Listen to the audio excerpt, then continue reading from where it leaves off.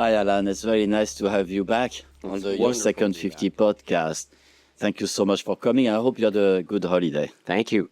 Wonderful. So today we're going to talk about the importance of glutathione. And glutathione is, a lot of people know that it's a very powerful antioxidant, but without really knowing a lot about it. I think one of the challenges with glutathione is it is not easy for the body to actually, absorb it, or, it's not something that you can easily take as a pill and just expect that it's going to be a miracle. However, you did find a solution. So far, the way I have been handling glutathione has been when I was doing IVs, and every time I do an IV, usually Myers cocktail or high dose vitamin C, I like to finish with a glutathione push in the IV line. And so that's been my exposure to it. And again, I think it's a super important antioxidant, and I'd like you to tell us more about it. It's its timing is very important for it. It's my pleasure. And one of the statistics I'd like to put forward right at the start is there's 144 different diseases, most of them which we would attribute to aging. So diabetes, cardiovascular disease, some of these things that we kind of think come along with aging. But there's been 144 different diseases that they all have one thing in common, and that's low levels of glutathione. And then when we looked at octogenarians, the older crowd and the ones who are doing really well, the one thing they have in common, even if they lived in a blue zone, is they have the glutathione levels of, say, a 40-year-old or a younger person. So it is a really powerful antioxidant. As a matter of fact, I trademarked glutathione, the molecule of life. And the reason I did that is if we didn't have glutathione, we could not use oxygen. So if we couldn't use oxygen, we wouldn't be here. Like, it's really simple, right? And as a matter of fact, in the 30s, when the Nobel Prize was given out for the understanding of the power of glutathione, they said that it was coincident with life. In other words, we couldn't have life as we know it today. And that includes plant life. And even bacteria. There's just a few bacteria that don't use glutathione, but plants, animals, all mammals, we all have glutathione. So where do we find it? Like, that's the question. Where do people find glutathione? Can you find it in your nutrition, and where?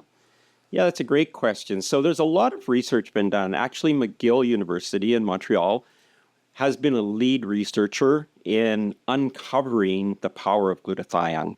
And they started back in the 70s. So Dr. Gustavo Bunas, who's one of the sort of fathers of the innovation of glutathione, and Dr. Patricia Kahn-Chavan, who is considered the mother of immunology, they were given some protein powder years ago, whey protein powder, and the thought was it was a waste product from the dairy industry, and it was clogging up the sewer systems in Switzerland.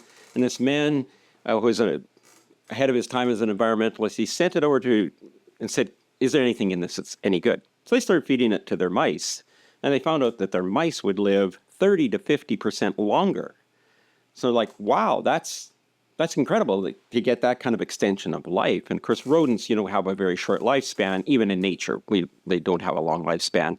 You don't find 20-year-old mice. So, they measured that, and they're like surprised. They started doing research and what's in this, and they said, well, it's an organic compound.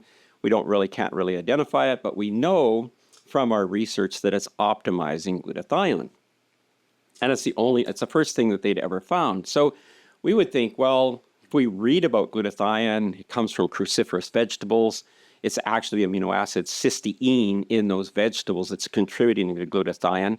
But unfortunately for us as human beings, we don't have a very good transport mechanism for that amino acid. So while we know that that's the rate-limiting amino acid in the production of glutathione, we're not very efficient at doing that. And that's why the drug was made years ago, it's probably 80 years ago, that they acylated that amino acid and came out with N-acetylcysteine. You've probably heard of NAC, or N-acetylcysteine. And so that was sort of and that became the foundation for the research into glutathione and the power of glutathione and all the things that it could affect. And essentially what they'd uncovered was it's the master antioxidant. It's not just an antioxidant. So the antioxidant comes in a cascade in our body. So when we say neutralize one thing, that becomes then a free radical. Now we have to neutralize that. So it works usually in cycles. So you have glutathione, vitamin C, and vitamin E that all work together in a cycle to reduce oxidative stress. And the fact is, back in, I remember when antioxidants became really popular in the 90s, everybody was taking antioxidants. They were measuring them by something called an ORAC score. Yeah, I remember that. You remember ORAC score? That came from the agricultural industry. It was never something that was tested on humans, but people were taking just huge amount of antioxidants. And in some research, and they all of a sudden saw this sort of corresponding increase in glutathione activity in the body, and they're like, "Oh, what's going on?" Well, as soon as those antioxidants that people were taking were neutralizing a free radical in the body, they became then a free radical and had to be neutralized. So the body was reacting to that. So even herbal preparations today that people say, well, that increases your glutathione 300% or some percentage, that's a reaction to the fact that you've taken an antioxidant, it's neutralized a free radical in the body. Now itself has become a free radical, and it needs glutathione to neutralize that. So great amounts of research have been done on this. And what we discovered actually is if we can get the amino acids, so glutathione is a tripeptide. And for people that can't remember the word glutathione, just think about put your tie on. Put your tie on, glutathione. It's kind of an easy way to remember that. And we found that if we can give those amino acids in a particular ratio, then certain reactions happen in the body without that ratio. So if we just give exogenous glutathione or glutathione that's made outside of our body doesn't recognize that as our own glutathione. So it will actually deconstruct that molecule into the component amino acids, and then you're hoping that somehow that will get reconstructed into glutathione. So exogenous glutathione, like your push and IV, does have some activity in the blood as an antioxidant, but it doesn't have any power to build glutathione in our body. And what I wanted to do is discover if there's a way that we could really optimize our enzymatic genetic process to get glutathione. And that's what all the research at McGill was about, and other people have researched that as well. And it's true that we now can optimize. Now, many people don't know about, you're an odd person that I talk to that knows about glutathione. And the reason that people don't know about it is we get our glutathione when we're born. So hopefully our mom had some glutathione to give us.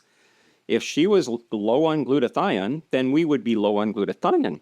And people wonder sometimes, well, how is it that infants are born and then at 3 years old they're getting cancer, or they're getting some other really nasty disease, or even autism, the rise in autism. And we did some research back, and I was part of this. We did a clinical trial on infants, and we took the mothers, we put them on a special diet to optimize glutathione, and then we followed up for 4 years after. And in that 4 years, we didn't have one child that developed any kind of childhood disease.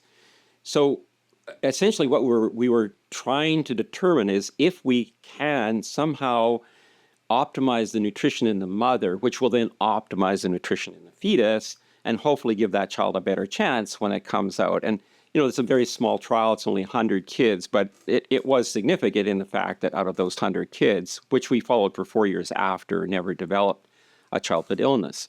So, wow, that's really impressive. So,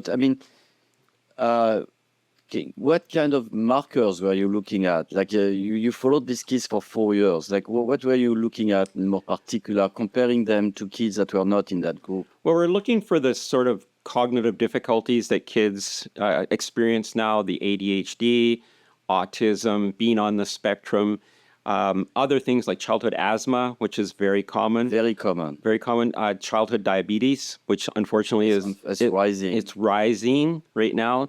And so we were following these kids. We weren't impacting the kids' diet after they were born. They were kind of in their mother's care. So the only variable was glutathione. So the only variable was the fact that we optimized through the use of proteins. We optimized we felt we were optimizing glutathione, and our results then told us that that's what was happening. It's very difficult to measure glutathione levels in the body. Most of it's held in the reduced form, so it's not in an active method, in an active form. So it's difficult. It can be measured. And how we do that is we would take a blood sample, and then we would put it in a solution, and then we would put something that would generally kill those cells by an oxidative process. So some free radical product in there, and time the amount of time that it takes for those cells to die.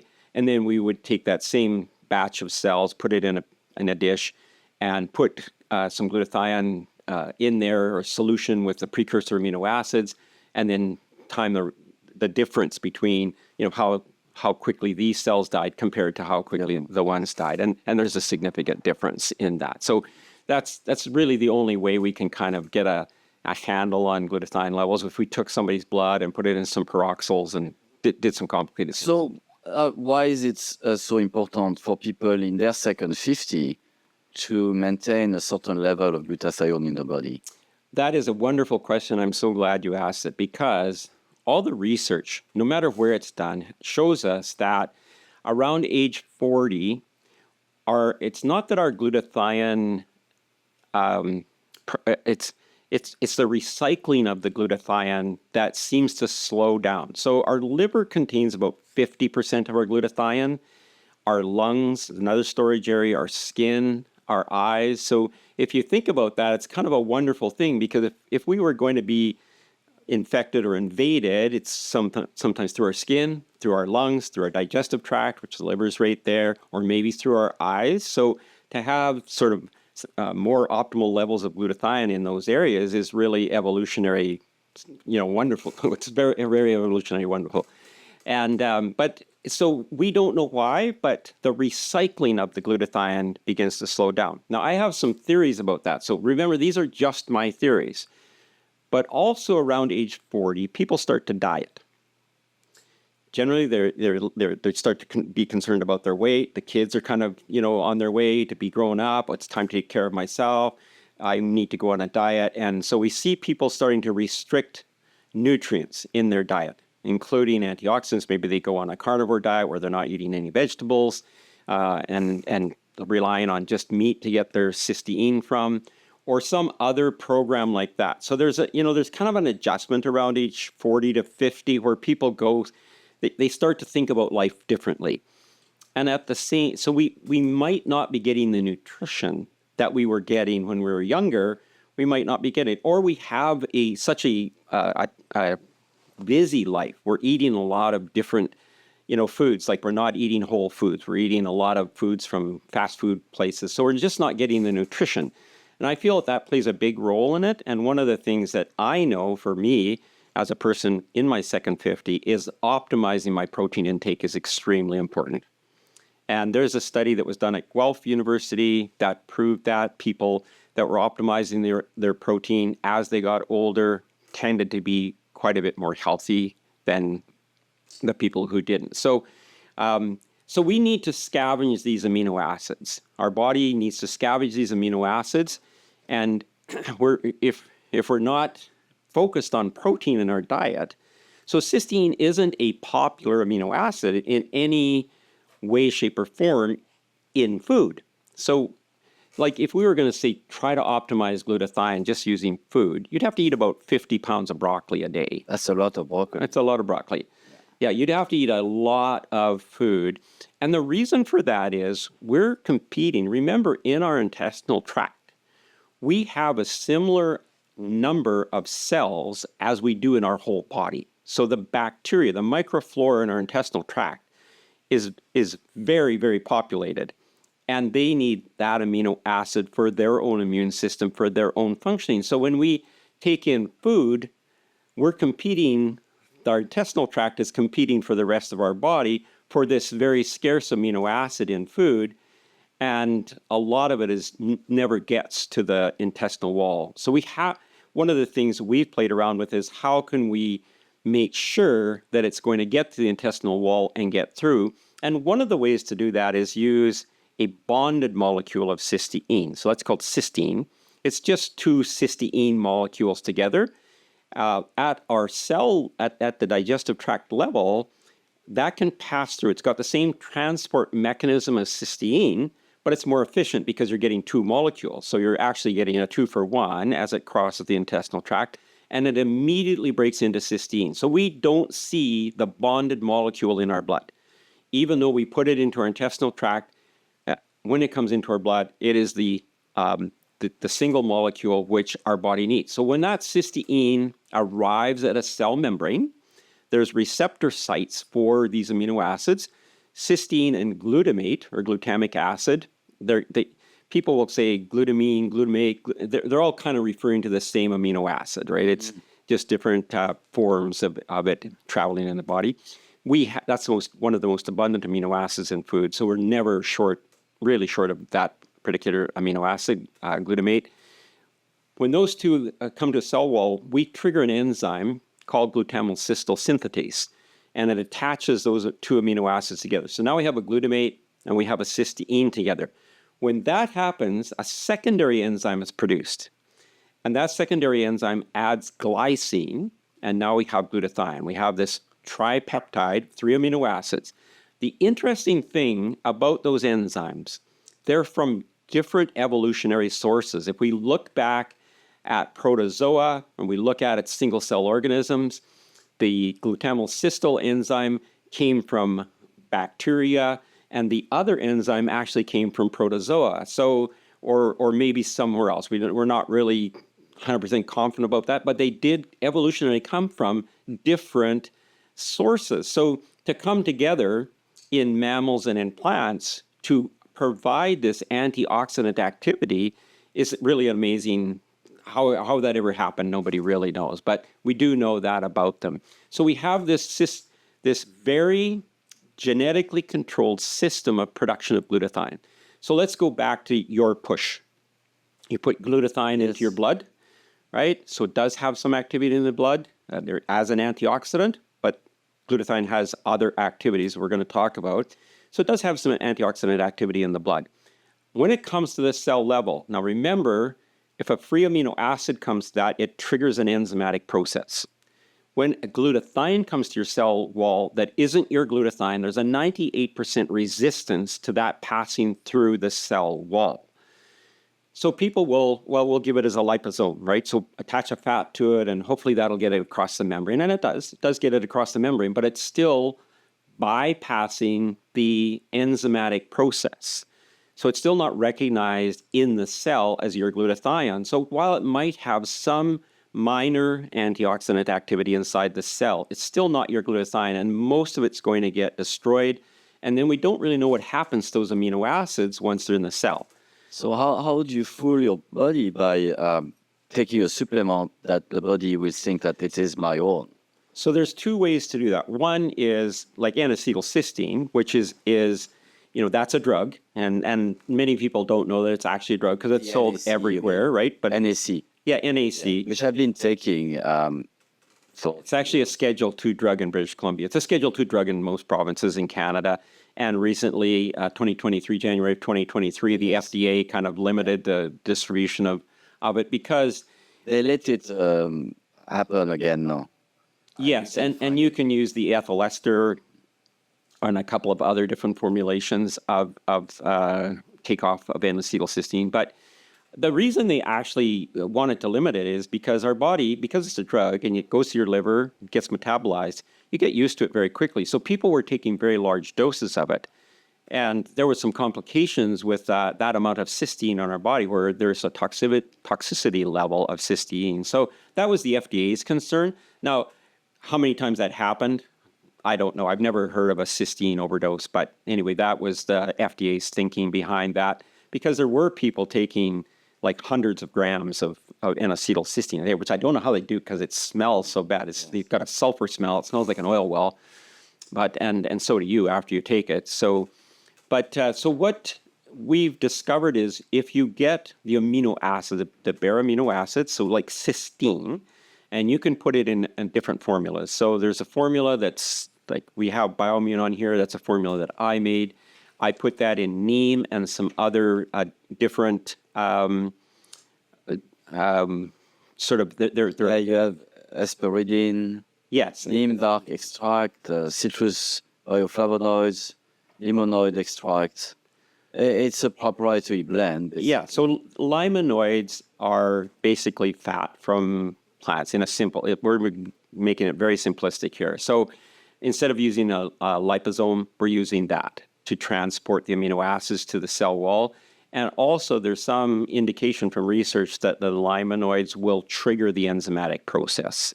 So not only to deliver the cysteine, we also stimulate the enzyme. There's another formula out there that's an amino acid formula with a little bit of selenium. So they use methyl selenium to do it. Selenomethionine is actually what they use. So they can use that. The most important molecule in this whole thing is sulfur. So we need a lot of sulfur in our body. It's not something that we consume a lot of because our body does retain it, and it can be very toxic to us. But You find it in like garlic and yeah, garlic and cruciferous vegetables, or broccoli maybe, or yeah, and then that's your broccolis and so on. They're higher in sulfur, but we're talking micro amounts. Like, we're not talking big amounts of sulfur. But we do need it. It's very active. So let's talk about just briefly the other things, because we've only talked about glutathione as an antioxidant, and it is the master. So let's say we fill our body up with other antioxidants. Like I said before, you're going to get an increase in your glutathione because it's going to have to neutralize those as they become free radicals.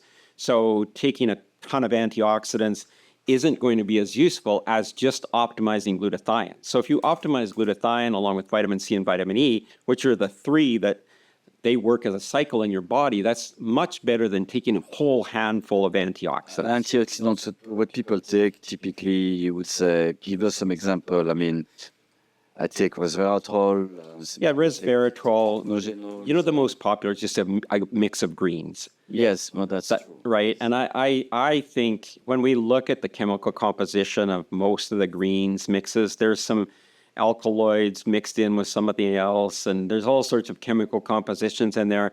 I'm not sure. I'm not really confident in the greens mixes that are out there, although they're very popular. I think if you ate a few vegetables, you'd be better off, just quite frankly. But if you optimize glutathione, you'd be much better off because you're making sure you have the master molecule that actually controls the cascade of antioxidant activity in your body. And so there is this cascade. When you reduce one, you get another one, and you have to go down this scale. And that's why they all work in kind of in a cycle of three. And the three most important, glutathione, vitamin C, and vitamin E, for anti-inflammatory activity. But the amino acid cysteine has many activities in the body. So we mentioned the competition with our microflora. Mm-hmm. Cysteine also has been shown to stimulate lipolysis in the liver. So that's the redistribution of fat, or the metabolism of fat in our liver. So cysteine can do that. Cysteine is also a major molecule in detoxification. So glutathione is able to neutralize many toxins that come into our body, right? So things like mercury, lead, aluminum, or aluminium, all these different things we're exposed to.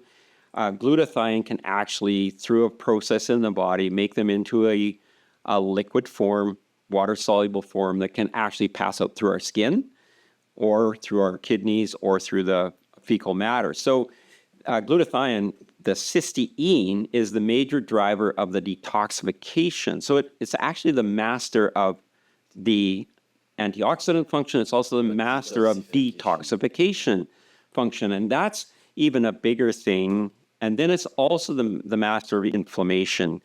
Along with inflammation, the cause of so many diseases, most diseases. The inflammation, yes. In 2004, Time Magazine wrote a cover story, Inflammation, the Root Cause of All Disease. It wasn't the root cause of all disease. It was a root symptom of all disease, really. In essence, if we have a disease, we have inflammation somewhere. I get it. Yeah, so it's not the inflammation causing the disease. Good when you need it. Absolutely. It's but not chronic inflammation. Yes. That's the problem. Inflammation is a natural process. So if we break a bone, we want inflammation. If we cut our skin, we want that inflammatory. if we get an infection, we do want that natural inflammatory process to rush in and bring all the nutrients and all the, the cells and neutrophils and white blood cells and everything to fight whatever's going on in our body. So we want that, but we want to master that level of inflammation. That's what glutathione does. Glutathione is also responsible for attaching oxygen to our iron molecules, so our hemoglobin. So that's a process that most people What says. Yeah. So people, as they get older, tend not to absorb and utilize oxygen, and you see a lot of people with oxygen masks. And if I see somebody that's on oxygen, that's somebody that absolutely needs to be on a glutathione precursor supplement to enable their body to more efficiently attach the oxygen to the red blood cells to carry it around the body. So anybody can use it. Like, I mean, from kids. Absolutely. Seniors. Infants to whatever age. Yes. We have no way of measuring it in infants. But somebody's talking about the government. We don't talk about glutathione. We don't hear about, daily intake of glutathione or recommended dosage or anything like that. It seems to be really... So in the medical literature, and remember, maybe a lot of people don't know how influential McGill University was in what is taught in medical. Yeah. But, before they had Dr. Bunis there, Gustavo Bunis there doing research on glutathione, they had sort of determined that the level of glutathione you get when you're born, that's what you get. You can't do anything about it. It's just the luck of the draw. And so that became the mantra in the medical system. There's no sense, we can't really test for it. There's no sense really trying to look at it or follow through with it. But we now know that we use about 1 gram of glutathione every day. We have about... How can you be having enough when just having that reservoir that if you had a mother who had a good level of it, if you are lucky enough, you would have a decent level as a child, but how can that last so many years? Especially when a lot of people are liver... So recycling happens in the liver, and we know that a high percentage of the population has definitely challenged their liver through their life, through alcohol consumption, through smoking, through toxins in our food, through toxins in our environment. So we're dependent on these so many factors that we see this lowering of glutathione. And really, if I could measure your glutathione level, Ron, I could predict pretty accurately your lifespan. Like, to be honest with you, that's why I called it the molecule of life. Because if we see that going down, it's not very long before those cells apoptose, because there's a process inside the cell that nobody talks about. So why did glutathione, what enabled it to be such a strong antioxidant and actually give the basis for the creation of life as we know it today? Well, it's the process inside the cell. So you think of a single cell, what's its purpose in our body? Like, I don't think anybody really thinks about a cell. What's a single cell's purpose? We think them as an organ. It'll come from a cell. It's pretty important. Yeah, right? So inside the cell, basically we make protein, we generate energy, and then we replicate, right? So that's really, an individual cell really has a simple life, if you want to put it that way. It generates protein. Every movement in our body, the color of our hair, everything is protein. It's just a reconfiguration of protein. So we make proteins, right? Yes, we do make some enzymes and so on, but primarily a cell's purpose is to make protein, generate energy, to give us energy to live life, and then to replicate. And hopefully when it replicates, we get 2 healthy cells from the one that's replicating. So this is where I see the biggest, I'm going to say, gap in information when we're talking about glutathione is we never talk about, healthy cells lead to healthy organs lead to a healthy organism. So if we get right down to what makes glutathione so important and necessary, it's that intercellular process that's going on whereby we can keep that cell healthy. And one of the things we know, like in cancer is a fast growing, a tumor. It's not being controlled by our immune system, so it's growing very fast. And it's actually stealing the glutathione out of surrounding cells. And if we can keep that cell really healthy, then a healthy cell will not give up its glutathione to, say, a cancer cell. It's one of the ways we can actually, I'm going to say, prevent cancer.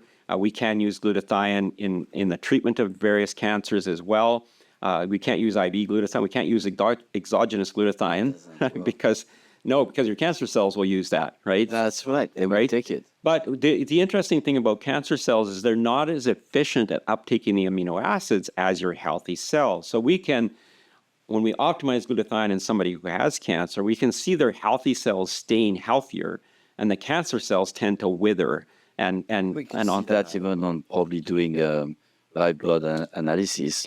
Yes, yeah, you can. Before, after, and yeah, and we've seen tumor reductions and so on in people because we're keeping those healthy cells and not giving up their glutathione to the cancer cells, because cancer cells. If I would recommend, of course, I am taking the Bioimmune. I am taking your product every morning.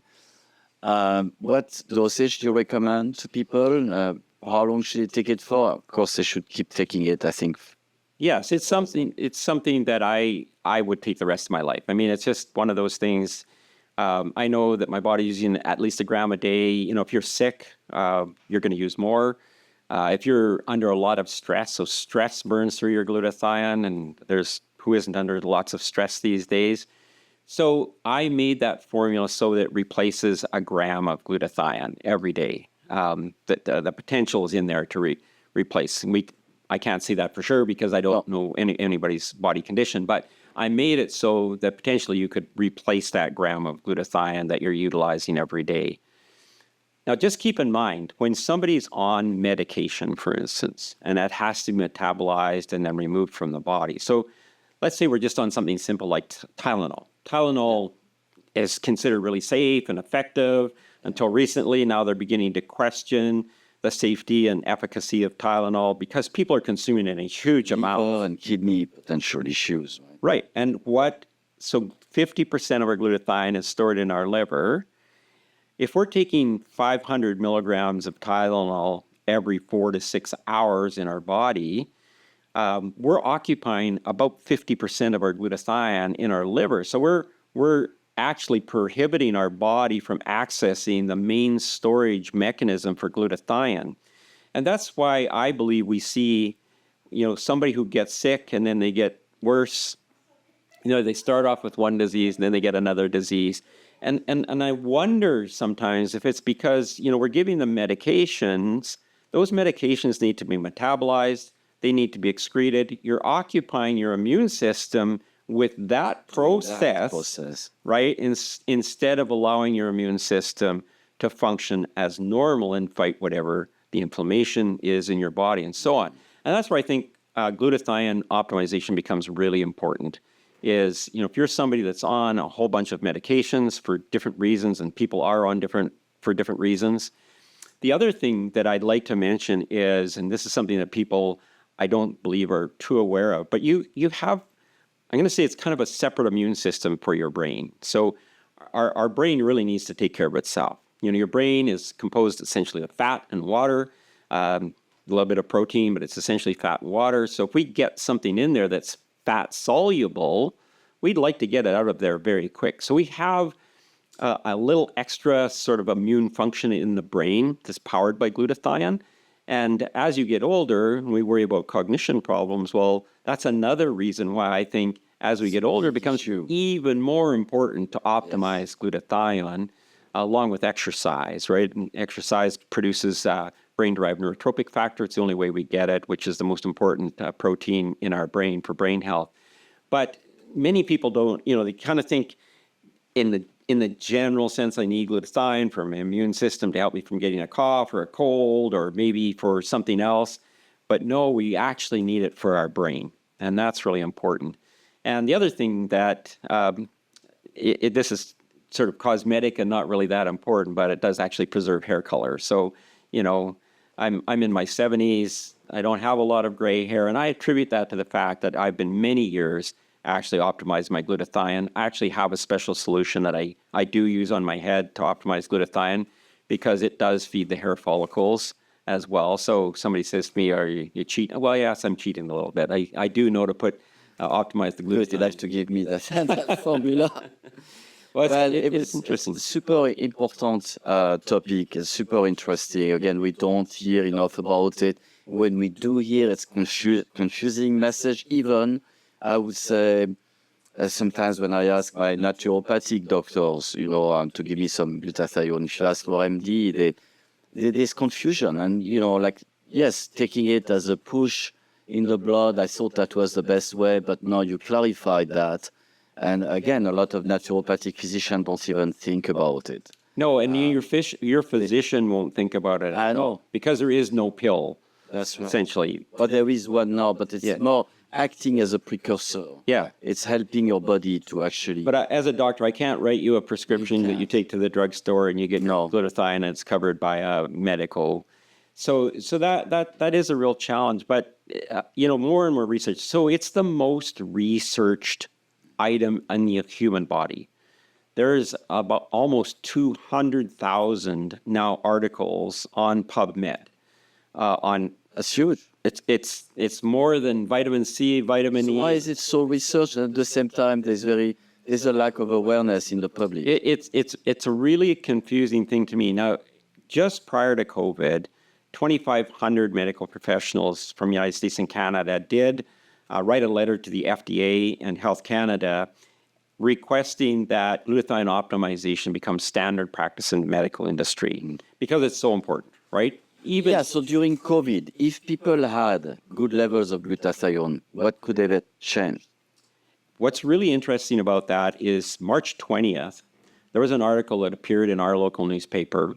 It was published by the public health officer, March 20th, 2020, yeah. So just as COVID was starting, beginning of COVID. yes, there was an article published in the local newspapers here, encouraging people, where our health officer was encouraging people to optimize their glutathione. By the end of April, you couldn't find that article anywhere.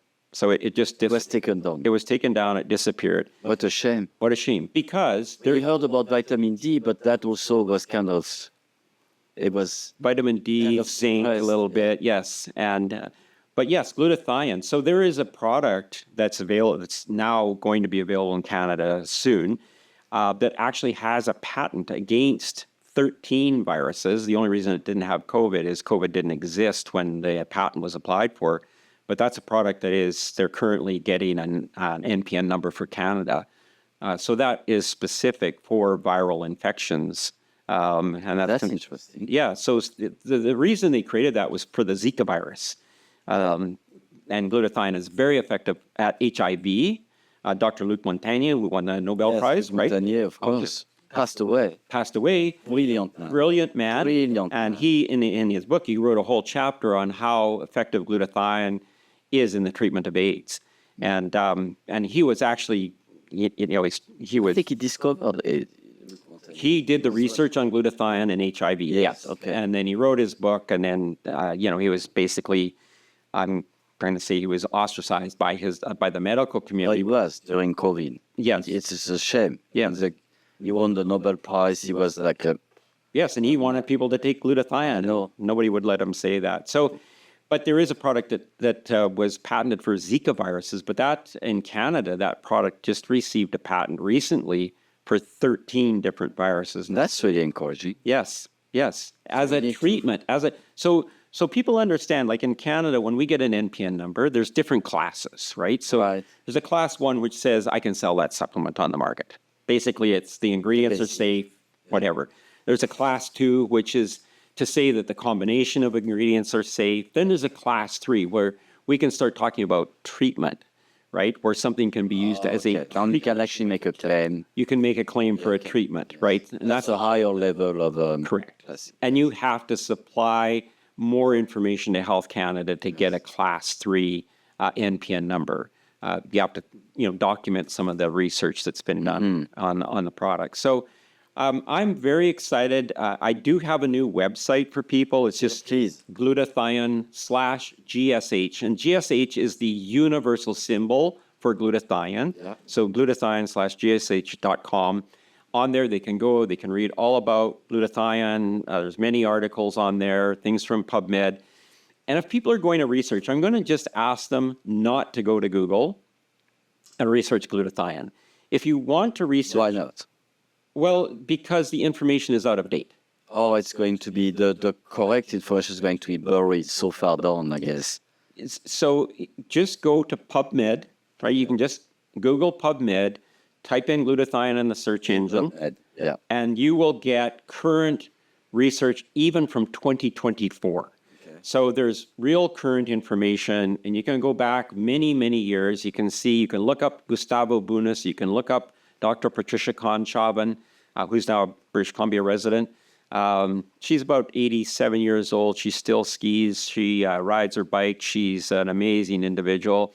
The last time I visited her, she was really lamenting the fact she had to get reading glasses at 85 years old.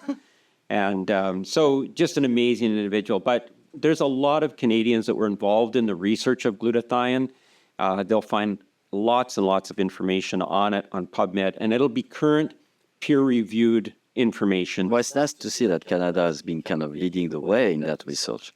Yes, yes. It's good. Yes, we've done more actual clinical trials in Canada than I think any other nation in the world, where we've actually taken cancer patients and optimized glutathione during radiation, during chemotherapy to make sure it was safe and effective.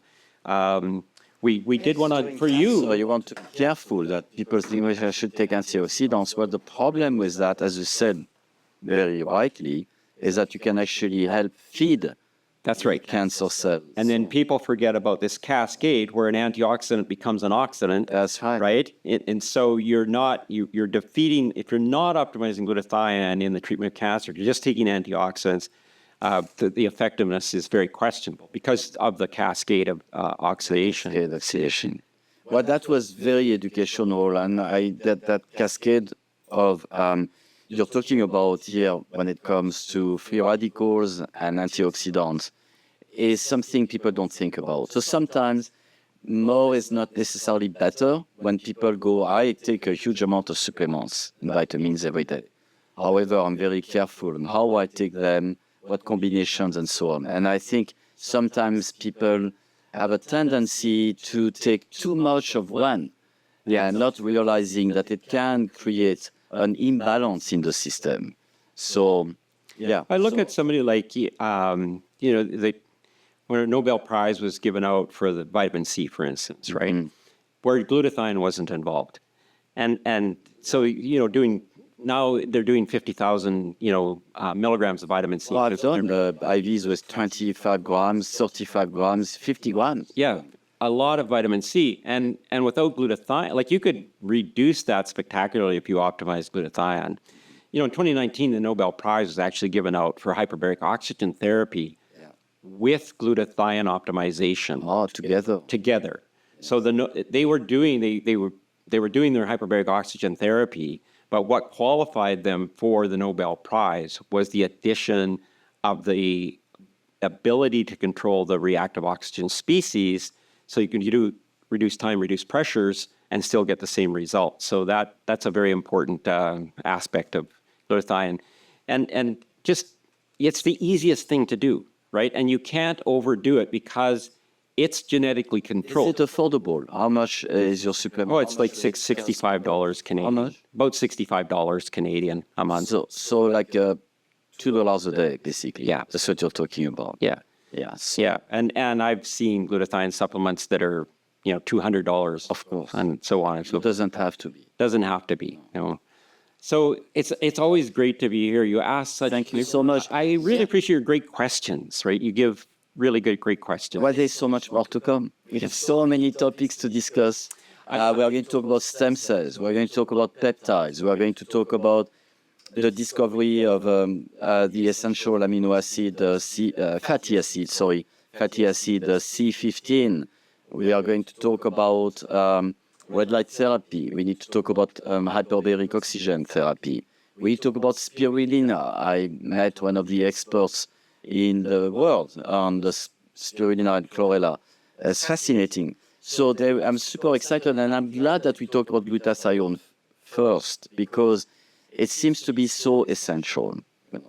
Every one of those therapies that you just spoke about will be optimized if people would optimize glutathione along with the therapy. So like the omega fatty acid 15 you're talking about. C15.